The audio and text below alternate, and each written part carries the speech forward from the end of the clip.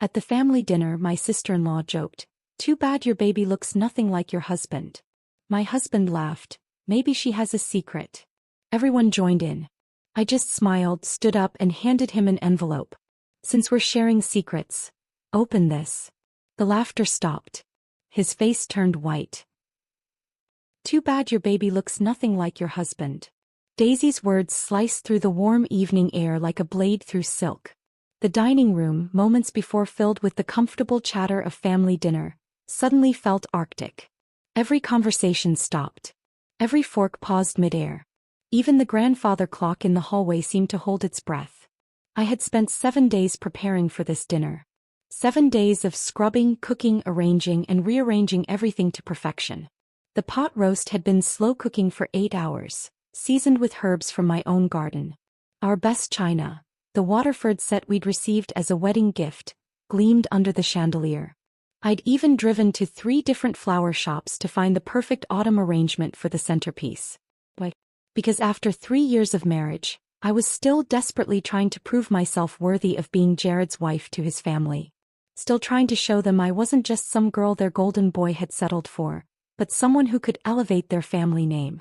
The irony wasn't lost on me now, sitting there with Daisy's cruel words echoing in my ears. She sat across from me, her perfectly manicured fingers wrapped around her wine glass, that smirk playing on her lips like she'd just delivered the punchline to the world's funniest joke.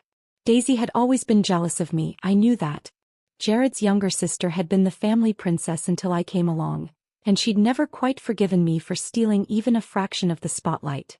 But this was different. This wasn't just sisterly competition. This was calculated cruelty designed to humiliate me in front of everyone who mattered. I turned to Jared, my heart hammering against my ribs, expecting, no, needing, him to defend me. To defend us. To stand up and tell his sister that her comment was completely inappropriate and hurtful. That George was beautiful and perfect and absolutely, undeniably his son. Instead, my husband, the man who had promised to honor and protect me, let out that nervous laugh. That awful, weak chuckle he always made when he wanted to fit in with his family instead of standing up for what was right. "Maybe Olivia has a secret," he said, and I felt something inside me shatter like crystal hitting concrete. The betrayal was instant and complete. Not because of what he said, but because of what he didn't say. He didn't defend me. He didn't defend our son. He threw me to the wolves to earn a few cheap laughs from people who would never truly accept me anyway. The laughter that followed was like acid in my veins. His mother, Patricia, who had insisted I call her mom but always said it with a slight hesitation, actually giggled behind her napkin. His father, usually so stern and proper, was chuckling into his whiskey. Even his cousin Rebecca, who I'd thought liked me, covered her mouth with her hand, her eyes sparkling with the kind of malicious delight that comes from witnessing someone else's downfall. But it was Maria's reaction that hurt almost as much as Jared's betrayal. Our housekeeper, who had been with us since George was born, who had seen me cry from exhaustion during those first sleepless months, who knew how much I loved my son. Even she froze in the doorway with the dessert plates, her kind eyes wide with shock and something that looked dangerously close to pity. I could hear George's soft breathing through the baby monitor on the side table. My beautiful, innocent 10-month-old son was sleeping peacefully upstairs while the adults he should be able to trust were destroying his mother's reputation downstairs. He had no idea that his legitimacy was being questioned, that his very existence was being treated like a punchline. The worst part, the part that made my stomach churn with a mixture of rage and heartbreak, was that this wasn't the first time Jared had questioned George's parentage. From the moment our son had been placed in my arms at the hospital, Jared had been planting seeds of doubt like a farmer preparing a toxic harvest.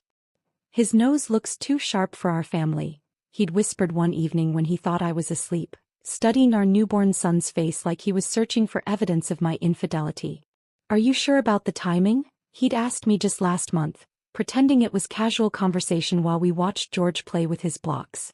But I'd caught the calculation in his eyes, the way he was mentally counting backwards from George's birth date. I'd seen him staring at our son during bath time, during feeding time, during those precious quiet moments when George would babble and reach for his father's face. Instead of love and wonder in Jared's expression, I'd seen confusion, suspicion, and something that looked disturbingly like disappointment. Each incident had been small enough to dismiss, private enough to pretend it hadn't happened.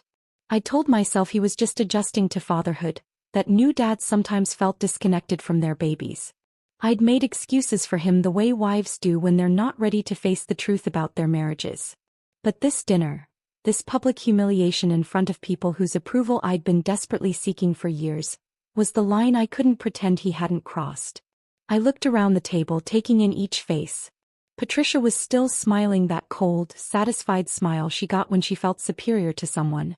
Robert was reaching for the wine bottle, completely comfortable with what had just transpired. Rebecca was whispering something to her husband, probably already planning how she'd share this gossip with the rest of the extended family. And Jared, my husband, my partner, the father of my child, was avoiding my eyes entirely, suddenly fascinated by the pattern on his dinner plate. The silence stretched between us like a chasm. They were all waiting for my reaction, probably expecting tears or protestations or maybe even a dramatic exit. They wanted a scene. They wanted me to break down so they could comfort each other about poor Jared being married to such an unstable woman. Instead, something crystallized inside me. A clarity I hadn't felt in months, maybe years. I wasn't going to give them the satisfaction of seeing me crumble. I wasn't going to beg for their approval or defend myself against accusations that any decent person would know were baseless. I was going to do something better. I stood up slowly, my movements deliberate and controlled. My chair scraped softly against the hardwood floor, a sound that seemed unnaturally loud in the sudden quiet. Every eye in the room followed me as I smoothed my dress and walked toward the bedroom with the kind of calm that comes from finally knowing exactly what needs to be done. Behind me, I could hear confused murmurs starting up again, probably wondering if I was going to pack a bag or call my mother or lock myself in the bathroom to cry. They had no idea that I was walking toward something that would change all of our lives forever. In my jewelry box, underneath the pearls Jared had given me for our anniversary, lay a plain white envelope. I'd been carrying this secret for months, waiting for the right moment to reveal it. Tonight, surrounded by people who thought they knew better than I did about my own life and my own child, was exactly the right moment. When I returned to that dining room, envelope in hand, I would show them all exactly what happens when you underestimate a woman who has finally had enough. My fingers traced the edge of the envelope as I pulled it from beneath my pearl necklace. The paper felt heavier than it should have, weighted with 3 months of secrets and the power to obliterate everything Jared and his family thought they knew about me. It had been a Tuesday morning in July when I'd finally reached my breaking point. George had been napping and I'd found Jared in the kitchen, scrolling through his phone with that distant expression he'd been wearing more and more lately. When I'd suggested we take a family photo for George's baby book, he'd actually flinched. Maybe when he's older, he'd mumbled, not even looking up from his screen. When his features are more defined. As if our son was some incomplete sketch rather than a perfect, beautiful child who deserved his father's unconditional love. That afternoon, after Jared left for work, I'd sat on our bedroom floor with my laptop, researching DNA testing facilities. Not the at-home kits that everyone advertised on television. Those felt too casual, too unreliable for something this important. I needed clinical accuracy, professional documentation, irrefutable proof. The drive to Riverside Genetics took exactly 43 minutes. I'd chosen them specifically because they were far enough from our neighborhood that I wouldn't risk running into anyone we knew. The building was sterile and anonymous, tucked between a dental office and a tax preparation service in a strip mall that could have been anywhere in America. Dr. Martinez had kind eyes behind wire-rimmed glasses, but her expression grew serious when I explained what I needed. She was probably in her 50s, with graying temples and the patient demeanor of someone who'd heard every family secret imaginable. "Are you sure about this?" she'd asked, her voice gentle but firm. "These tests can have consequences beyond just answers. Sometimes the truth creates more problems than the uncertainty." I'd considered her warning for exactly 3 seconds before nodding. "I need to know."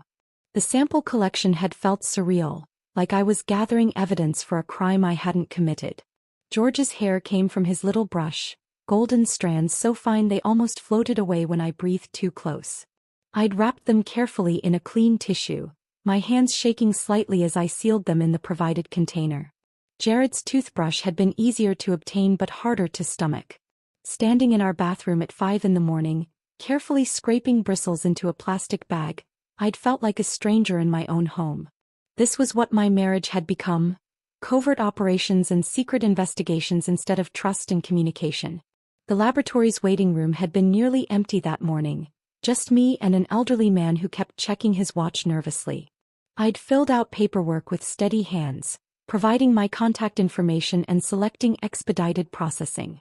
2 weeks felt like an eternity, but standard processing took a month and I couldn't wait that long. Those 14 days had been the longest of my life.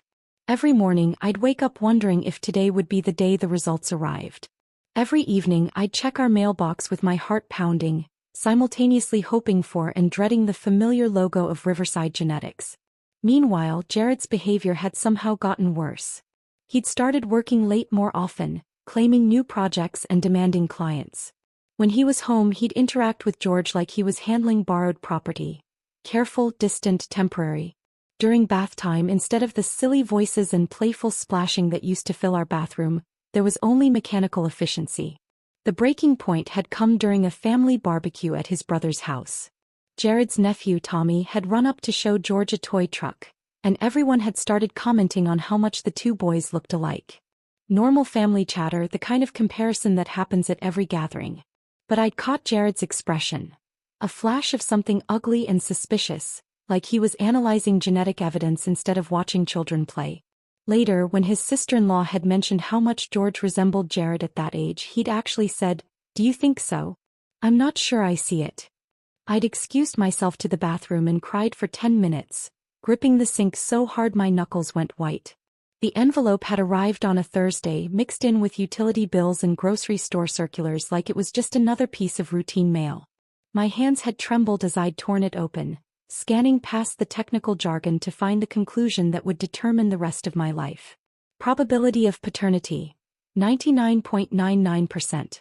The relief had been so overwhelming I'd actually sat down hard on our kitchen floor, the papers scattered around me like fallen leaves. All those months of whispered doubts, all those questioning looks, all those moments when I'd wondered if I was going insane, vindicated by cold, scientific fact. But the relief had quickly transformed into something else. Fury. White-hot, consuming rage at my husband for putting me through this hell. For making me doubt myself. For treating our son like a question mark instead of a blessing. I'd stared at those results for 3 hours, crying tears that shifted from relief to anger to something resembling grief. Because even though I now held proof of what I'd always known, something fundamental had broken between Jared and me. The fact that I'd needed this test at all meant our marriage was already damaged beyond simple repair. The smart thing would have been to confront him immediately. To march into his office, slam the papers on his desk, and demand an apology for months of psychological torture. But something deeper and more calculating had taken hold of me that day. I'd driven back to Riverside Genetics and requested multiple copies on official letterhead. Professional, undeniable documentation that no one could question or dismiss. I'd had them printed on heavy paper stock, the kind used for important legal documents, and requested sealed envelopes with the laboratory's official stamp. One copy went into our safe deposit box. Another into a folder with our important financial documents. But the third, the one I'd chosen for maximum impact, went into a plain white envelope that I'd hidden in my jewelry box, underneath the pearls Jared had given me for our second anniversary. For weeks, I'd carried this secret like a weapon I wasn't ready to use. Every time Jared made another cutting comment about George's appearance, I'd touch that envelope through my jewelry box and feel a surge of power. Every time his family exchanged those knowing looks at dinner parties, I'd remind myself that I held the truth while they wallowed in their ugly assumptions. The hardest part had been watching Jared with George, seeing doubt where there should have been unconditional love. Our son would reach for his father's face with those chubby little hands, babbling happily, completely unaware that the man holding him was questioning his very legitimacy. But I'd waited, patient as a hunter, for exactly the right moment to reveal what I knew. Tonight, with Daisy's cruel words still echoing in our dining room and Jared's betrayal fresh and raw, that moment had finally arrived. Now, standing in our bedroom with that envelope in my hands, I could feel the weight of 3 months' worth of silence about to shatter into 1,000 pieces. The walk back to the dining room felt like a procession to an execution, except I wasn't the one about to die. My footsteps were deliberately measured, each one echoing against the hardwood with a finality that seemed to announce that everything was about to change forever. They were still sitting exactly where I'd left them, frozen in an uncomfortable tableau of guilt and curiosity. Patricia had her wine glass halfway to her lips, suspended in mid-sip. Robert was cutting his roast with mechanical precision, clearly hoping to avoid eye contact. Rebecca whispered something urgent to her husband, who just shook his head and focused intently on his dinner plate. But Jared was fidgeting with his napkin, folding and refolding it into increasingly smaller squares. The nervous energy radiating from him was almost palpable, like he could sense something dangerous approaching but couldn't quite identify the threat. When I appeared in the doorway, envelope in hand, the entire room seemed to inhale collectively and hold its breath. "Since we're sharing secrets tonight," I said, my voice carrying across the room with crystalline clarity, "open this." I placed the envelope directly in front of him, my fingers lingering for just a moment on the white paper. The contact was electric. Not romantic but charged with 3 months of accumulated power and the promise of revelation. Jared's cocky expression, the one that had been so casually cruel just minutes before, flickered like a candle in wind. He glanced up at me and for the first time in months, I saw genuine uncertainty in his eyes. This wasn't the wife he'd grown comfortable dismissing. This wasn't the woman who absorbed his family's mockery and his suspicious comments with martyred silence. This was someone new, someone who held cards he didn't even know were in play. "What's this about, Olivia?" His voice had lost its earlier confidence, taking on the cautious tone he used when he wasn't sure if he was in trouble. I didn't answer. I simply stood behind his chair, close enough that he could feel my presence, far enough that he had to crane his neck to see my face. The power dynamic had shifted so completely that everyone could feel it, though they couldn't yet understand why.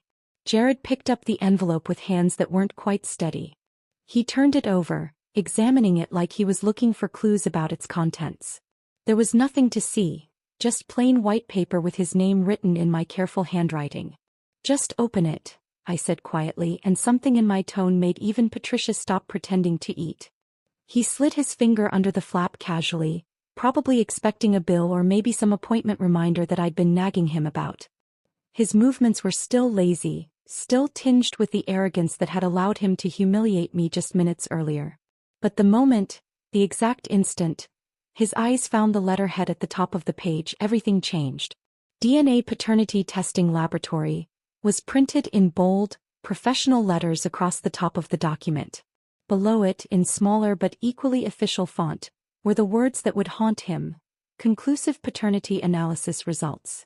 I watched his face transform like I was seeing a time-lapse video of aging. The color drained from his cheeks so quickly I thought he might actually faint. His mouth opened slightly, then closed, then opened again like a fish gasping for air. He read the first paragraph, then started again from the beginning. His eyes moved frantically across the page, searching for some mistake, some loophole, some way for this document to say anything other than what it clearly stated. His fingers began to tremble. Actually tremble like he was suffering from some sudden illness. The paper rustled as his hands shook, and that small sound seemed unnaturally loud in the absolute silence that had fallen over the room. 20 years of swagger, of easy confidence, of casual cruelty, all of it crumbled in the space between one heartbeat and the next. This was the man who'd questioned his own son's legitimacy for months, who'd made me feel like a liar in my own home, who'd just thrown me under the bus for a few cheap laughs. Now he couldn't even form words. The silence stretched like taffy, becoming thicker and more suffocating with each passing second. I could hear George's soft breathing through the baby monitor, peaceful and innocent upstairs while his father's world collapsed downstairs. The grandfather clocks ticking suddenly seemed thunderous. Even Maria had stopped moving in the kitchen, probably sensing the tension from 3 rooms away. "What is it, Jared?" Daisy's voice cut through the quiet like a knife. She was leaning forward now, her earlier smugness replaced by vulture-like curiosity. She reached across the table with greedy fingers, trying to snatch the paper from her brother's paralyzed grip. I moved faster than I'd thought possible, stepping forward and placing my hand firmly over the document before she could touch it. My palm covered the results completely, but I could feel the weight of truth beneath my fingers. "Let your son explain what he's been accusing me of for months," I said, my voice carrying a deadly calm that made Patricia actually gasp. The words hung in the air like a curse. Everyone understood now that this wasn't just about whatever was on that paper. This was about months of hidden accusations, private suspicions, and the systematic destruction of trust in our marriage. Jared tried to speak, but only managed a strangled sound that might have been the beginning of my name. His Adam's apple bobbed as he swallowed hard, then tried again. Olivia, this isn't. He stopped, apparently realizing that every possible explanation would only make things worse. I waited. Let him struggle. Let them all watch him try to find words that didn't exist for what he'd done. Rebecca cleared her throat nervously. Maybe we should. No. I didn't raise my voice, but the single word carried enough authority to silence her immediately. We shouldn't do anything. Jared should explain to everyone why he felt the need to have his son's paternity tested in secret. Except he didn't do it in secret, did he? He just made accusations. He just planted doubts. He just made me feel like a criminal in my own home. Robert set down his fork with deliberate care, the sound of metal against china sharp and final. Jared, what is she talking about? But Jared couldn't answer. The man who had been so quick with cruel jokes and suspicious comments was now mute, staring at the proof of his own shameful behavior while his family watched him crumble. I removed my hand from the paper, letting them all see the official letterhead, letting the weight of professional documentation speak for itself. Then I walked to George's high chair, where my beautiful son was playing with his food, completely oblivious to the adult drama unfolding around him. I lifted him gently, kissing his forehead as he babbled happily and reached for my earrings with those perfect little fingers. He smelled like baby shampoo and innocence, like everything pure and good in a world that adults had made ugly with their suspicions and cruelty. When I turned back to face the table, George content in my arms, my silence was more devastating than any accusation I could have made. Because sometimes the truth doesn't need words. It just needs space to breathe. The silence shattered like glass when Jared finally found his voice, though what emerged was hardly recognizable as the confident man who'd been cracking jokes minutes earlier. Olivia, honey, it was just. He stumbled over words like a drunk trying to navigate stairs, his face cycling through expressions of panic, shame, and desperate calculation. You have to understand, it was just family banter. We were all just joking around. I bounced George gently in my arms, feeling his warm weight against my chest like armor. My son gurgled happily, reaching for the chandelier's light with chubby fingers, blissfully unaware that his legitimacy had just been proven beyond any shadow of doubt. Jokes, I repeated, tasting the word like something bitter. Is that what we're calling months of questioning your son's paternity? Jokes. The temperature in the room seemed to drop another 10 degrees. Patricia's wine glass trembled in her grip, and I watched Robert's jaw work silently as the full implications of what I'd just revealed began to sink in. Jared's hands were still shaking as he set the DNA results on the table, but he couldn't seem to stop looking at them, as if staring might somehow change what they said. You don't understand the pressure I've been under. People talk, they comment on how different he looks, and I just... What people? I cut him off, my voice sharp enough to slice steel. Your sister? Your family? The same people who just spent the evening making me feel like an outsider in my own life. Daisy, who had been uncharacteristically quiet since her failed grab for the papers, suddenly found her voice again. We were just messing around, Olivia. God, you're being so dramatic about this whole thing. But her bravado was paper-thin now, and everyone could hear it. The woman who'd delivered that cruel opening line with such poisonous confidence now sounded like she was trying to convince herself as much as everyone else. Messing around, I said, and my laugh was completely devoid of humor. You made a joke about my child's legitimacy in front of his father's entire family, and when my husband, who should have defended us, decided to pile on instead, you all laughed. That's your idea of messing around. George chose that moment to let out a delighted squeal, clapping his hands together as if applauding the performance. The sound was so innocent, so purely joyful, that it made the adult's behavior seem even more grotesque by comparison. My calmness was clearly unnerving them more than any screaming fit would have. I could see it in their faces, the way they kept glancing at each other, waiting for me to break down, to give them the emotional explosion that would let them dismiss me as unstable or overreacting. Instead, I just stood there holding my son, letting the truth do all the heavy lifting. It was Robert who broke first. Jared's father, a man who'd built a successful construction business through sheer stubborn pride and who I'd never once heard admit he was wrong about anything, looked directly at me with something that might have been respect. I owe you an apology, Olivia. His voice was gruff but sincere. What happened here tonight was completely inappropriate. You deserved better from all of us, especially from my son. The words hit the room like a thunderclap. Patricia's hand flew to her throat and I saw tears actually forming in her eyes. Genuine tears, not the crocodile variety she'd deployed at various family gatherings when she wanted sympathy. "Oh, sweetheart," she whispered, reaching across the table toward me with trembling fingers. "I'm so sorry. We never should have. Jared never told us he was having these doubts, and we certainly never should have participated in that awful joke." Even Rebecca, who'd been whispering and giggling behind her hand just minutes earlier, looked mortified. She kept glancing between her dinner plate and my face, clearly wishing she could disappear entirely. "I think I should probably call an Uber," she mumbled to her husband, who nodded eagerly. But it was Daisy's reaction that surprised me most. The woman who'd started this whole mess, who'd delivered that opening blow with such calculated cruelty, was now staring at me with something that looked almost like fear. "You planned this," she said suddenly, her voice high and accusing. "You knew exactly what you were doing when you brought that envelope down here." I shifted George to my other hip and smiled, really smiled, for the first time all evening. "You're absolutely right. I did plan this. Just like you planned that little comment about George not looking like his father. The difference is my plan was based on truth." Daisy's face flushed red, then pale, then red again. She pushed back from the table so violently that her chair scraped against the floor with a sound like fingernails on a chalkboard. "This is ridiculous.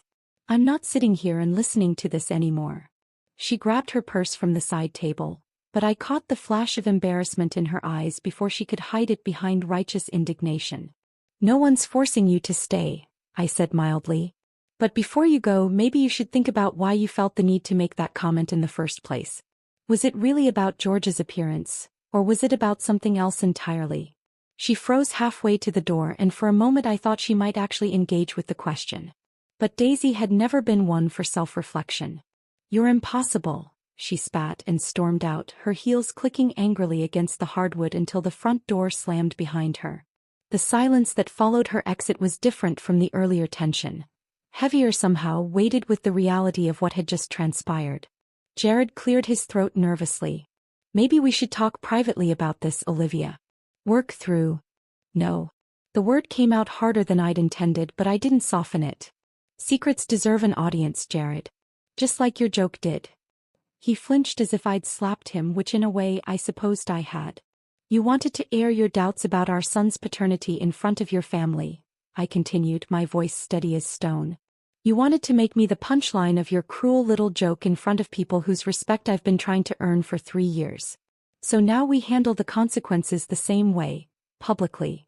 The power dynamic in that room had shifted so completely that I could practically feel it in the air. These people who had been laughing at me, dismissing me, treating me like some kind of outsider or fraud, they were now watching me with something that looked remarkably like respect. And for the first time since I'd married into this family, I genuinely liked what they saw when they looked at me. The rest of the evening passed in a surreal haze of forced normalcy. Robert and Patricia made awkward small talk about the weather while Rebecca and her husband escaped as soon as politely possible, mumbling excuses about early morning commitments. Maria cleared the barely touched dinner plates with the kind of careful silence that spoke volumes about what she'd witnessed. But it was later that night, after the last guest had left and George was finally asleep in his crib, that the real reckoning began. I stood in our bedroom staring at the suitcase I'd pulled from the closet. It wasn't a large bag, just the navy blue overnight case I'd bought for weekend trips before George was born. But something about seeing it open on our bed waiting to be filled felt monumental. Jared appeared in the doorway like a ghost, his face still pale from the evening's revelations. He watched me fold a sweater with methodical precision, each crease sharp and deliberate. "What are you doing?" His voice was barely above a whisper, as if speaking too loudly might shatter whatever fragile peace we'd managed to construct. "Packing." I didn't look up from the dresser drawer, my hands steady as I selected undergarments and nightclothes. "I need some space to think." "You're leaving." The panic in his voice was immediate and raw. "Olivia, please, we can work through this. Tonight was you publicly humiliating the mother of your child," I said, placing a pair of jeans in the suitcase with the same careful precision I'd used for everything else. Tonight was you questioning your son's legitimacy in front of your entire family instead of defending him. Tonight was you choosing their cruel laughter over my dignity. He took a step into the room, his hands outstretched like he was approaching a wounded animal. I know I messed up. I know I hurt you. But leaving isn't going to solve anything. I finally turned to face him, really look at him, and was struck by how small he seemed. This man who had seemed so confident, so sure of himself just hours earlier, now looked like a child caught in a lie he couldn't talk his way out of. I'm not leaving permanently, I said, and watched the relief flood his features. But I am showing you that I can. The woman you married, the one who would have cried herself to sleep and pretended this never happened, she's gone, Jared. The truth of those words settled between us like a physical presence. Something fundamental had shifted in that dining room, and we both knew there was no going back to who we'd been before. Tell me what you need, he said, and there was a desperation in his voice I'd never heard before. Tell me how to fix this. I closed the suitcase and sat on the edge of our bed, studying his face in the lamplight. Marriage counseling. Real counseling, not just a few sessions so you can say we tried. Full financial transparency. I want access to every account, every investment, every decision. And a public apology to everyone who heard you question George's paternity. He nodded frantically, agreeing before I'd even finished speaking. Yes, absolutely. Whatever you need. Olivia, I'm so sorry. I never meant for things to go this far. But his immediate capitulation, rather than reassuring me, only highlighted how desperate he was to return to the status quo. This wasn't about understanding what he'd done wrong. This was about damage control. You agreed very quickly, I observed, lifting the suitcase from the bed. Almost like you're not really thinking about what any of those things mean. I am thinking, he protested, but his eyes were fixed on the bag in my hands. I just want us to be okay again. We're not going to be okay again, Jared. Not the way we were. I moved toward the door and he stepped aside to let me pass. We might be something new, something different. But the marriage where I begged for your family's approval and swallowed your suspicions? That's over. Over the next 3 days I stayed at my sister's house, sleeping in her guest room while George napped in a portable crib we'd set up by the window. Jared called every few hours, sent flowers, left voicemails full of promises and explanations. But distance had given me something I hadn't realized I'd been missing: clarity. When I returned home I came back different. Not just emotionally but practically. The first thing I did was change the password on our joint checking account, something I'd never done in 5 years of marriage. Then I called our financial advisor and requested copies of all our statements, investments, and insurance policies.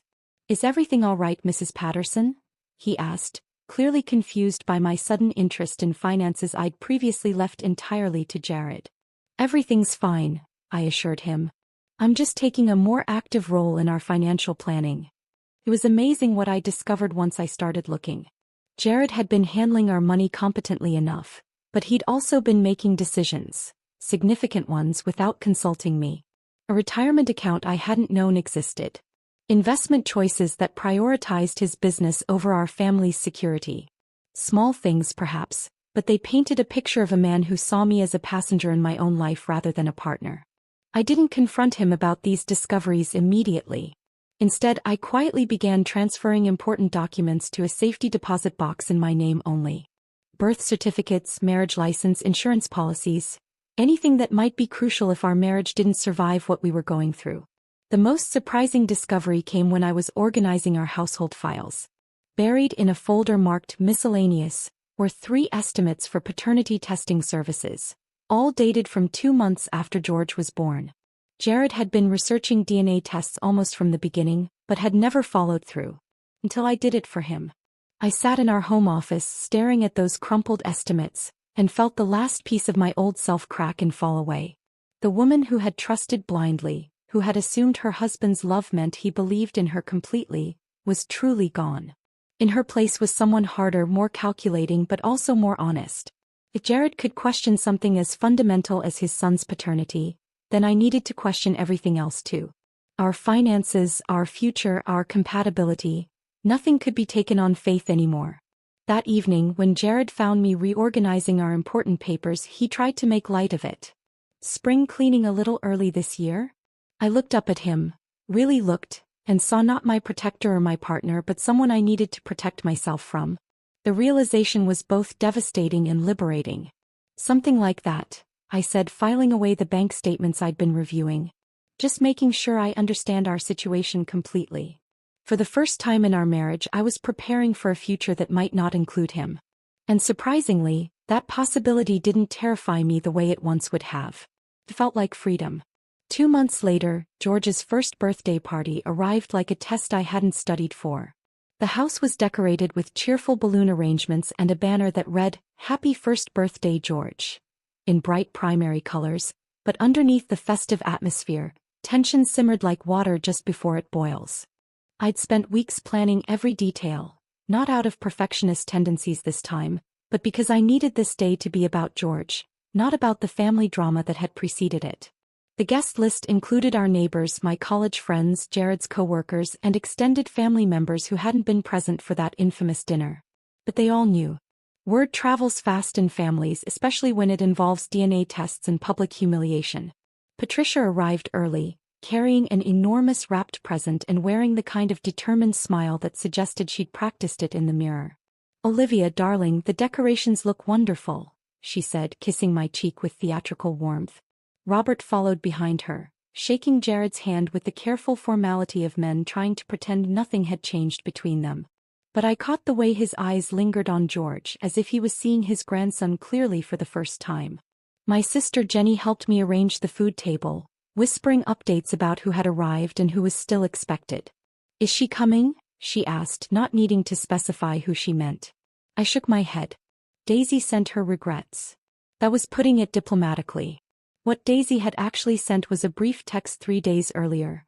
"Won't be able to make George's party. Hope he has a nice day."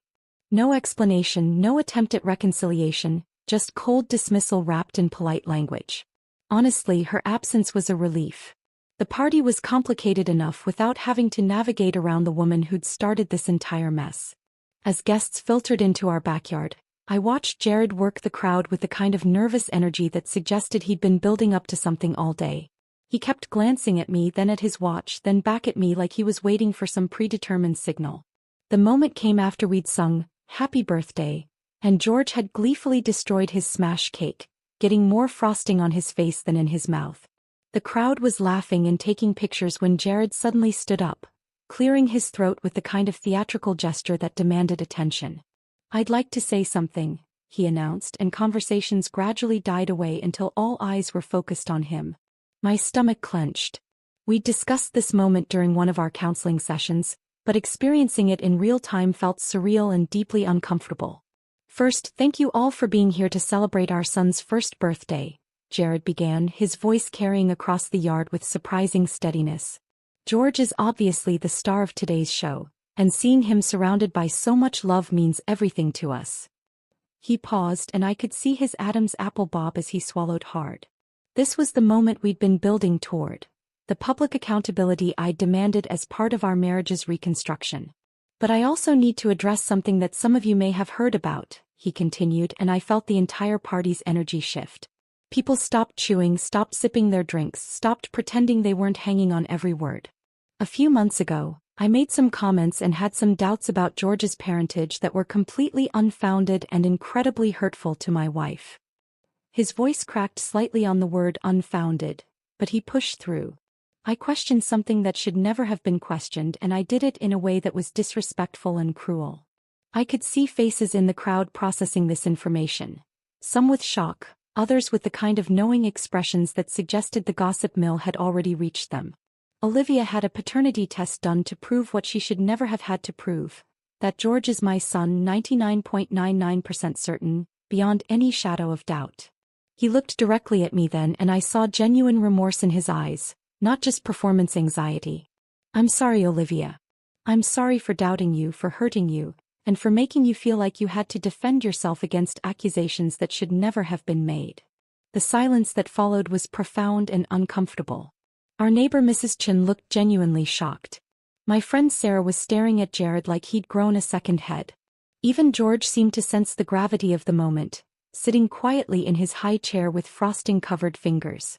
It should have felt like vindication. Like justice. Like the victory I'd been unconsciously seeking since that horrible dinner 2 months ago. Instead, it felt profoundly sad. Sad that we'd reached this point. Sad that my son's first birthday party had become the venue for his father's public penance. Sad that proof of love now required laboratory documentation and formal apologies delivered to audiences of neighbors and relatives. The applause that followed Jared's speech was polite but subdued, the kind of acknowledgement you give someone who's confessed to something embarrassing rather than someone who's done something admirable. As conversations gradually resumed and the party returned to something resembling normalcy, I found myself standing alone by the dessert table, watching George laugh as my father helped him chase soap bubbles across the grass. "That must have been difficult for you both," said a voice behind me. I turned to find Dr. Martinez, our marriage counselor, whom I'd impulsively invited the week before. "More difficult than I expected," I admitted. "I thought it would feel like closure, but mostly it just feels necessary but insufficient," she suggested gently. That was exactly right. The apology was something that needed to happen, but it couldn't undo months of damage or restore trust that had been systematically eroded. It was a first step, not a final solution. Over the following weeks, the absence of Daisy from our family gatherings became increasingly noticeable, and increasingly welcome.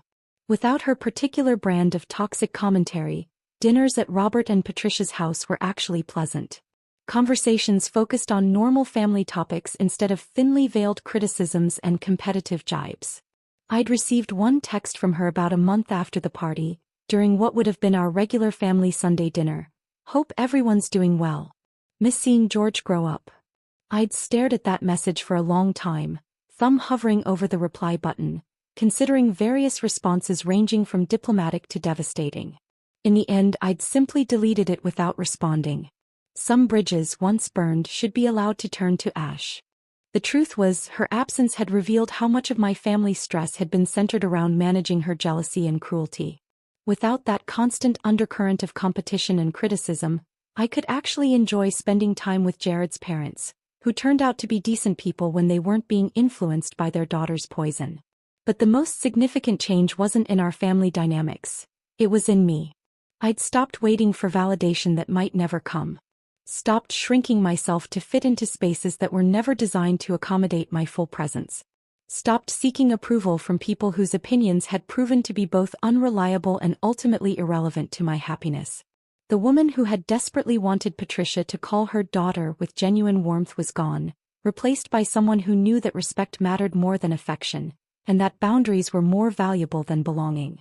George would grow up seeing his mother as someone who fought for herself and for him when it mattered most. He would learn that love without respect was incomplete, and that sometimes the most loving thing you can do is refuse to accept treatment that diminishes your worth. That envelope hadn't just contained DNA results, it had contained my transformation from a woman who begged for acceptance to one who demanded it be earned. If this story of ultimate vindication had you absolutely hooked, hit that like button right now. My favorite part was when Olivia calmly handed Jared that envelope at the dinner table, knowing it would destroy his entire world. What was your favorite moment? Drop it in the comments below. Don't miss more jaw-dropping stories of women who refuse to back down. Subscribe and hit that notification bell so you never miss an upload.